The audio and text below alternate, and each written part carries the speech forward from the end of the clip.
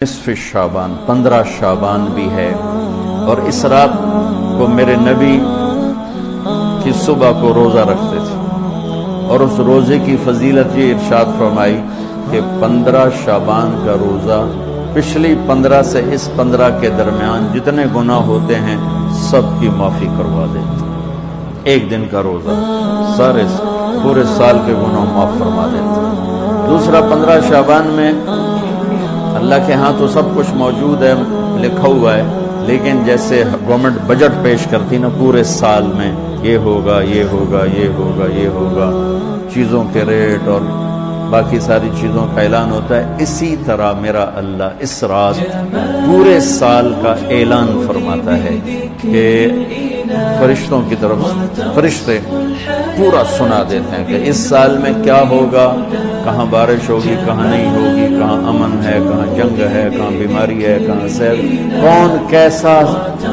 وقت گزارے گا، کب مرے گا، کتنے لوگ ہیں جن کے نام اعلان کر دیے جاتے ہیں کہ یہ اس سال مر جائیں گے، اوپر ان کے نام کا پتہ اس پر نشان لگ جاتا ہے کہ یہ مردوں کی صف میں ہے، وہ نیچے ہیرا پھیری کر رہا ہے، نیچے وہ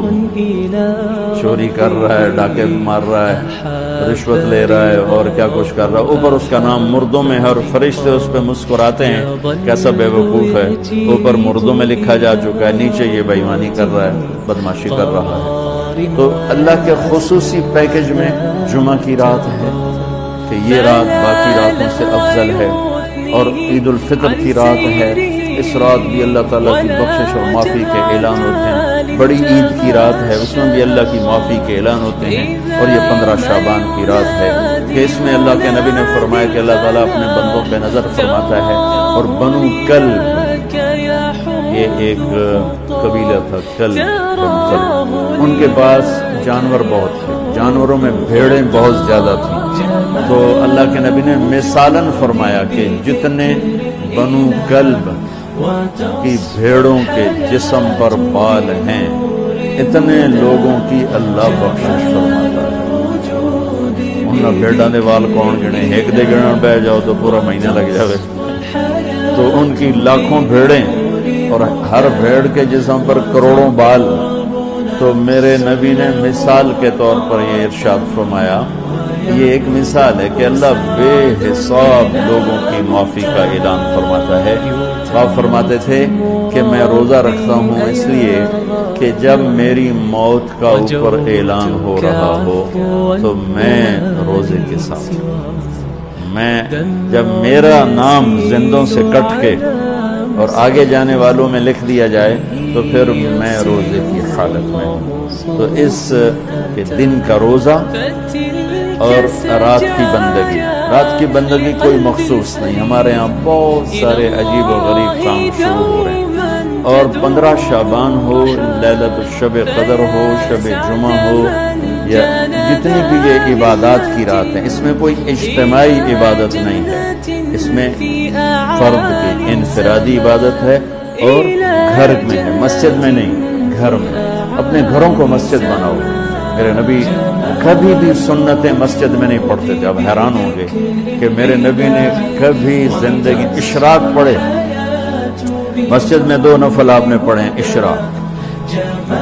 اس کے علاوہ آپ سنتیں گھر سے پڑھ کے آتے تھے اور نوافل گھر جا کے پڑھتے تھے، تو یہ نفلی بندگی کی رات ہے بھائیو۔ تو اس رات میں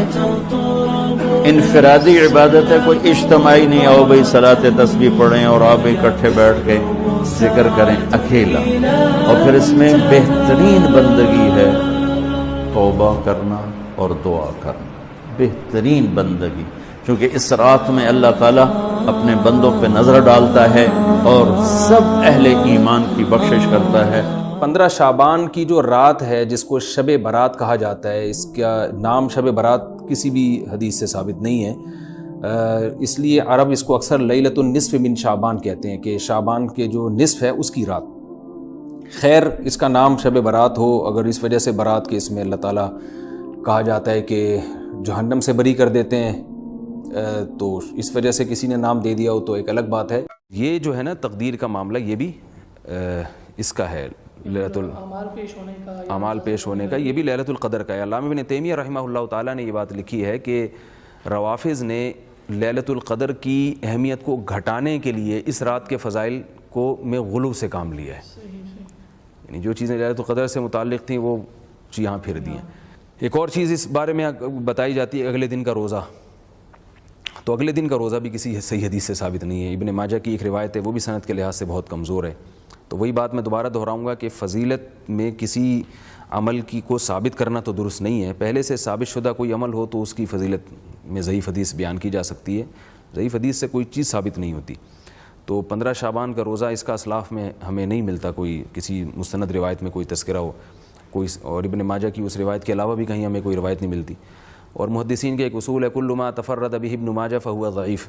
خود ابن ماجہ حدیث کی ایسی کتاب ہے کہ بعض محدثین کی یہ تصریح ہے کہ صرف ابن ماجہ میں اگر روایت ہو اور کہیں نہ ہو، غالب امکان ہے کہ وہ روایت کمزور ہوگی۔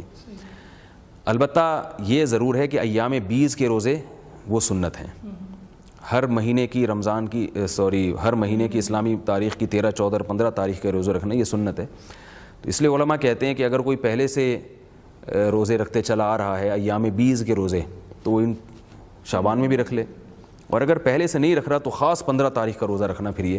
غلط عمل ہوگا، اس سے اجتناب کرنا چاہیے۔ شب برات کی عبادت اور روزے کا حکم، کیا 15 شعبان کی کوئی عبادت ہے؟ جو لوگ 15 شعبان کی رات اسپیشل جاگ کر عبادت کرتے ہیں اور روزے کا بھی اہتمام کرتے ہیں، کیا یہ حدیث سے ثابت ہے؟ انجم سیالکوٹ۔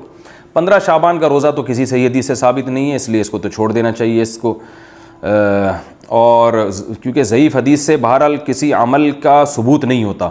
15 شعبان کے روزے کے بارے میں جو حدیث ہے وہ ضعیف ہے، تو اس سے عمل ثابت نہیں ہوتا، اور باقی کوئی مخصوص عبادت نہیں ہے۔ اور 15 شعبان میں بہت اختلاف ہے علماء کا کہ یہ اس کی رات کی کوئی فضیلت ہے بھی یا نہیں، بہرحال جمہور اس کی فضیلت کے قائل ہیں،